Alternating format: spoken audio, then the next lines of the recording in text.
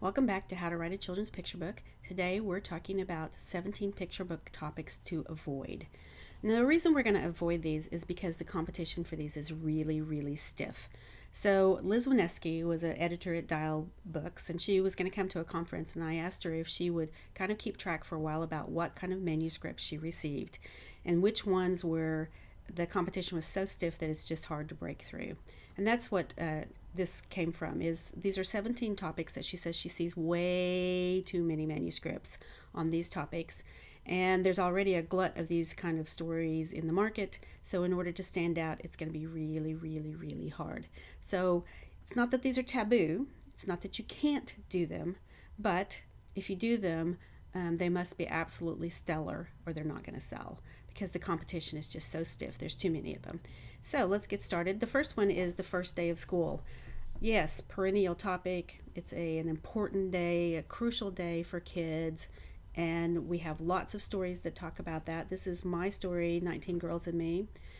So I'm part of your competition.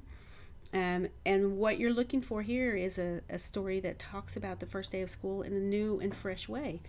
These have been told so many times, it's really difficult to do this one in a way that stands out in today's crowded market. You'll hear that phrase a lot from editors, today's crowded market. How do you have a book that stands out in that? Okay, so this is the first topic that I wouldn't start here. Try another story besides these. Clean Your Room, Harvey Moon. This is the classic in this genre. It's about a boy who has to go clean his room, and he's mad because he wants to watch cartoons on Saturday morning, so he stuffs everything under the rug. And then his mom comes back and says, okay, after lunch, we're going to get everything out from under the rug and clean it up. So, cute little book, but this is your competition. Again, another topic to avoid unless you really have a great, new, fresh take on it. The Tooth Fairy. Again, a landmark day for kids when they start losing their teeth. This one is hilarious. The bear's toothache. It's a bear who has a toothache instead of the kid. So that's really funny. This book is a classic and a perennial seller. If you're going to do a Tooth Fairy, better be really pretty funny. I think one of the recent ones I've seen was about a dinosaur that was losing the teeth. So think about how you can do it in a new, different way. Holidays. Halloween and Christmas. These are really big books. However, the competition is extremely tight on these. For the Polar Express and other Christmas books, Barnes & Noble has maybe 20 books that it'll put on its front tables for children's books for the season. And the competition for that is so stiff because you have all the backlist, all the books previously published, like, of course, you're going to have Polar Express. And so to put new books on that list is really, really hard. Maybe one or two will make it every year. So holidays, yes, it's a common topic, but very difficult to compete. I Want a Pet. Yes, pets are, again, an important part of kids' lives, and we want to make sure they know how to handle the pets. Again, a very difficult topic to sell. Dealing with disabilities. This can run the gamut of all sorts of things. My brand new leg, it might be that they have diabetes, might be that, whatever disability, they're deaf. And so again, dealing with a disability is a niche market.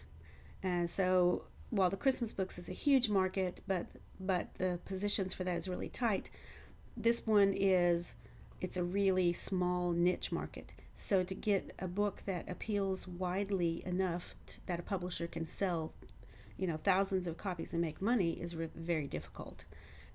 So in this case, the reason it doesn't work is different, but they're very difficult to sell.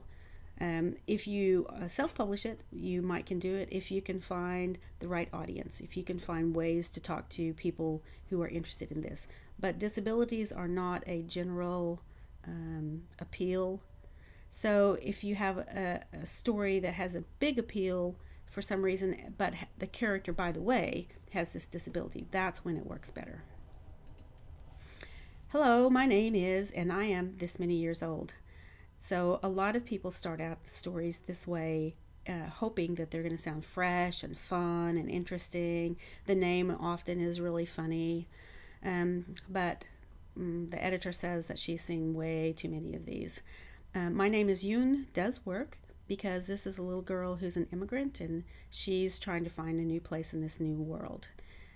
So it does have a wider appeal, and this one works. In general, though, avoid these. Grandma and Grandpa. Everybody loves Grandma and Grandpa. If you have a long-standing series going like Llama Llama, you're probably going to have a Gram and Grandpa story. The Berenstain Bears, all of that sort of thing. They're going to have Grandma, Grandpa, because it's just such a classic story. And the books sell because Grandma and Grandpa have money to buy books. But these have been written so many times, it's very difficult to sell these, unless you have that series going already. New baby. Yes, another big important moment in children's lives is when the arrival of a new sibling, a boy or girl. This one, You Were First, is a cute little book. You were the first, and so you're reassuring the older child that you were first, you're still going to be loved. Very difficult genre to break into because there are so many books written on it. So what we're doing here is hitting a lot of the big moments in children's lives and trying to provide them reading material, and yet the competition for those is going to be very stiff. Barnyard stories.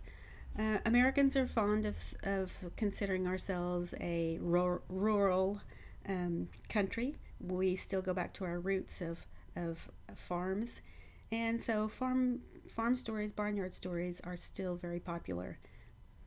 Market's glutted though. Too many of these. So Farmer McPeeper and His Missing Milk Cows is written by a friend of mine, Katie Duffield. Really cute book. Bedtime stories. This is my bedtime story, Rowdy the Pirate Who Could Not Sleep. There are way too many bedtime stories. Goodnight Moon probably takes half that market. Then there's a couple others that will fill in and take 80-90% of the market. That doesn't leave much space for a new book. If you write a really stellar one, go for it. But competition is stiff. Personal hygiene. Everyone poops. This was the classic book that started this genre really as a hot one to write in. So again, kids need to know about their own bodies, and they need these books to help them understand who they are. But the competition is very stiff. Here's another interesting one: monsters and acting unmonster-like. Again, monsters are just something that kids like to talk about. They're scared of things. They like to talk about what they're scared about in a non-threatening, non-scary way. And so monsters are just fun.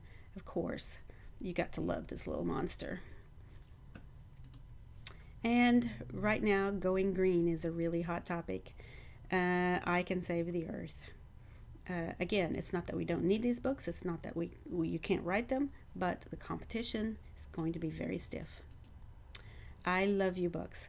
Oh my gosh, if you have love in your title, you have a good chance of selling a lot better.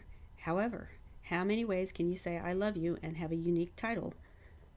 It's pretty limiting. So be careful on these. Also, the market is really glutted. And bored. For some reason, we like to write about, I'm bored, and hey kid, you shouldn't be bored. Here's how to defeat that. Again, you need a really fresh take on this topic. And baby birds learn how to fly. In this one, the bird is flying around going, are you my mother? Are you my mother? Are you my mother? And finally he finds his way back home to his real mother. This is the classic book for Baby Birds Learn to Fly, but this is, again, a topic that seems to come up a lot when people are trying to write for kids. Don't do it because it's been done too many times. So today you're going to look at your topics, and you're going to brainstorm 17 picture book ideas that are not on this list. Choose one of the new ideas and write a first draft. Again, it's not that you can't do these, but if you're going to choose one of these, it really better stand out in today's crowded market.